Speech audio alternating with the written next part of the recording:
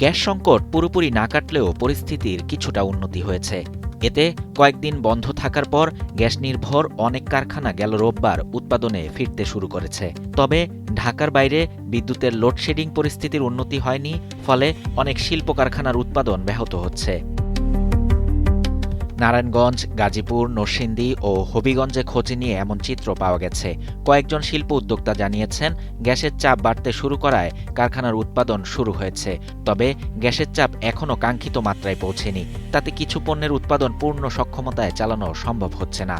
দেশের শিল্প কারখানায় গ্যাস সংকট অনেকদিন ধরেই চলছে। গত ২১ জুলাই অগ্নি দুর্ঘটনায় তরলীকৃত প্রাকৃতিক গ্যাস এলএনজি সরবরাহের একটি টার্মিনাল বন্ধ হওয়ায় গ্যাসের সংকট প্রকট হয়। এতে নিত্যপণ্য, ওষুধ, সিরামিক, ইস্পাতসহ গ্যাস নির্ভর প্রায় সব কারখানায় উৎপাদন কমে যায়। গত সপ্তাহের শেষ দিকে পরিস্থিতি এমন দাঁড়ায় যে কারখানার একাংশ পুরোপুরি বন্ধ করে দিতে হয়েছে। In the heart of the city rises a destination built for greatness. International Convention City, Bosundhara. Life takes a new course. সমকালের একটি প্রতিবেদনে বলা হয়, গেল রোববার ব্যবসায়ীরা তিতাস গ্যাস কর্তৃপক্ষের সঙ্গে বৈঠক করেছেন। এরপর বিকেল থেকে গ্যাসের চাপ কিছুটা বাড়তে থাকে। তাদের মতে, বর্তমান চাপ বজায় থাকলে এই ধারাতেই কারখানা সচল রাখা সম্ভব হবে। তবে গ্যাসের এই ধারাবাহিকতা ধরে রাখতে এবং শিল্প উৎপাদন স্বাভাবিক করতে গ্যাস সরবরাহে এখনই সুষম বণ্টন ব্যবস্থা প্রয়োজন। না হলে আবারও শিল্পাঞ্চলগুলোতে উৎপাদন বিপর্যয়ের আশঙ্কা রয়েছে।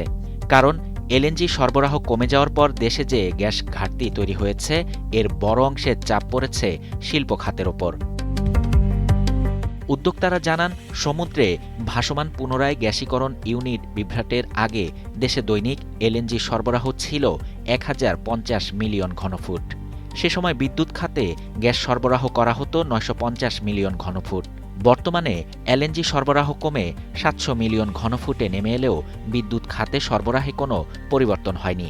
এখনও প্রায় ৯৫০ মিলিয়ন ঘনফুট গ্যাস দেয়া হচ্ছে।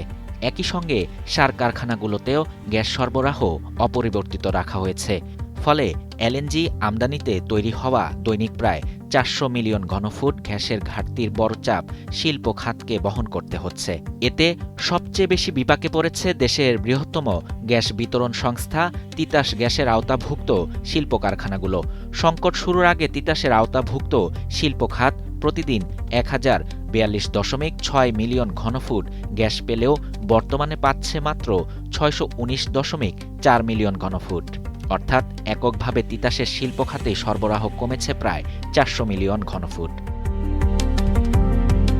শাহরিয়ার শাফাত, বাংলা নিউজ 24।